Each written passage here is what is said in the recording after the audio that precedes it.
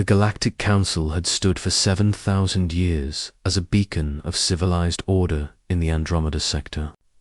War was a distant memory, relegated to ancient historical archives that few bothered to access. The Council's delegates from 47 species lived in harmony, guided by logic, diplomacy, and the sacred principle of non-aggression. Humanity had joined this peaceful assembly 2 millennia ago, earning their seat through demonstrations of technological advancement and cultural sophistication. Ambassador Abigail Morrison represented Earth at the Council headquarters on Nexus Prime. She had spent 15 years navigating the complex web of galactic politics with grace and patience. Her auburn hair had begun showing streaks of silver, testament to countless late nights mediating disputes between species, whose very biology made them incomprehensible to one another. The humans had proven themselves exceptional diplomats, their unique ability to understand multiple perspectives making them invaluable mediators. A species of crystalline beings who communicated through light pulses, had grown increasingly resentful of humanity's rising influence. For 3 centuries, they had held the position of chief arbitrators, but recent votes had favored human proposals with alarming frequency. Ambassador Kelrix, the Valkyrie representative, began formulating a plan that would remind the galaxy why emotional species could never be truly civilized. On a research station orbiting Europa, 53 human children were studying xenobiology under the Council's prestigious youth exchange program. Christopher Chen, a 12-year-old prodigy from New Shanghai, was explaining Earth's ocean ecosystems to his Thaxian friend when the station's alarms began shrieking. Valkyrie warships materialized from quantum tunnels, their weapons trained on the station's core. This is a Council-sanctioned retrieval operation. Kelrix's translated voice echoed through the station's speakers.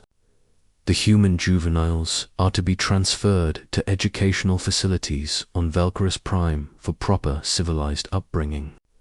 We have documented 17 instances of emotional outbursts that violate Council Protocol 7743B.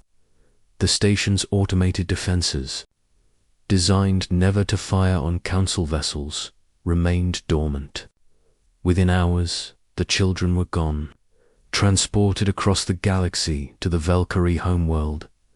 Abigail received the news during a Council session. Her hands trembled as she read the report on her datapad, but her voice remained steady. Ambassador Kelrix, I request immediate clarification on the unauthorized removal of human citizens from Council space. Kelrix's crystalline form refracted the chamber's light into 1,000 rainbows. Unauthorized. The Council voted during your absence, Ambassador. 40 votes to 7. The human emotional instability requires intervention. The children will be returned in 10 years, properly educated. There was no vote scheduled. You called an emergency session without the Council's rules. Allow emergency sessions when civilized order is threatened. Your species' emotional volatility threatens that order. Abigail closed her eyes. She had dedicated her life to building bridges, to proving humanity belonged among the stars. But as she thought of Christopher Chen and the 52 other children stolen from their families, something ancient and primal awakened in her chest. I invoke Article 1 of the Council Charter, she said quietly. I am withdrawing Earth's membership, effective immediately. The chamber erupted in shocked pulses, clicks, and harmonic tones. No species had ever withdrawn from the Council. Not in 7,000 years. You cannot, Kelrix began. We can. And we do. Abigail gathered her materials and walked out, her footsteps echoing in the suddenly silent hall 72 hours later, the Council learned what humanity had been quietly building during their 2,000 years of peace.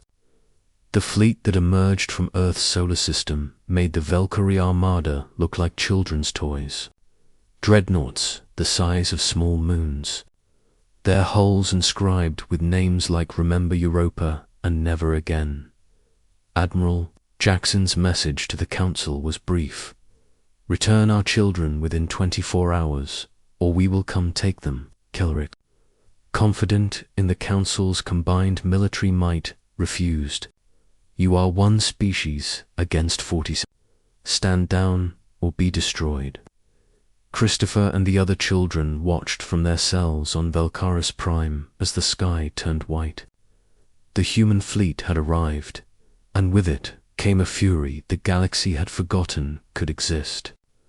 Kinetic bombardments turned Valkyrie military installations into craters. Quantum jammers disabled their defensive grids. Marine dropships descended like falling stars. The battle lasted for hours.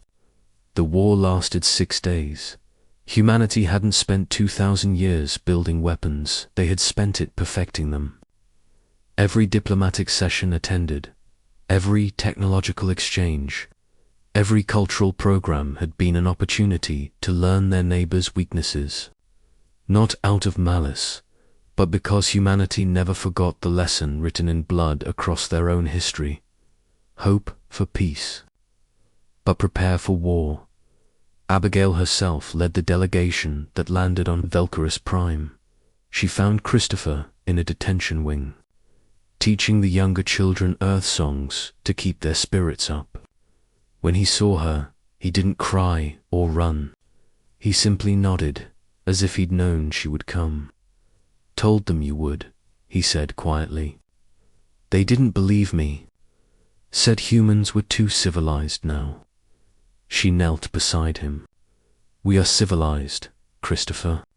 That's why we came. Civilization means protecting those who cannot protect themselves. It means family matters more than politics. It means some things are worth fighting for. The Council surrendered on the 6th day, not because humanity had destroyed their fleets, though they had, not because Valkyris Prime was in ruins, though parts of it were, but because every species with children had watched humanity cross the galaxy to retrieve theirs, and wondered if they would do the same. The treaty was simple. The children would be returned. The Valkyrie would face trial for kidnapping. And humanity would not rejoin the Council, they would instead establish their own federation, open to any species that understood one fundamental principle. Peace was precious, but some things were more precious still. As Abigail's ship lifted off from Valkyris Prime, Christopher looked out at the stars. Will there be another war? She put her hand on his shoulder. Not if we can help it.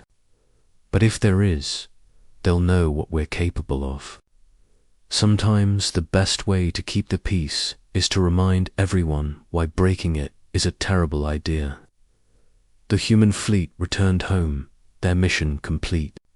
Behind them, the galaxy began to understand what they should have known all along. Humanity had never stopped being warriors. They had simply been waiting for something worth fighting for.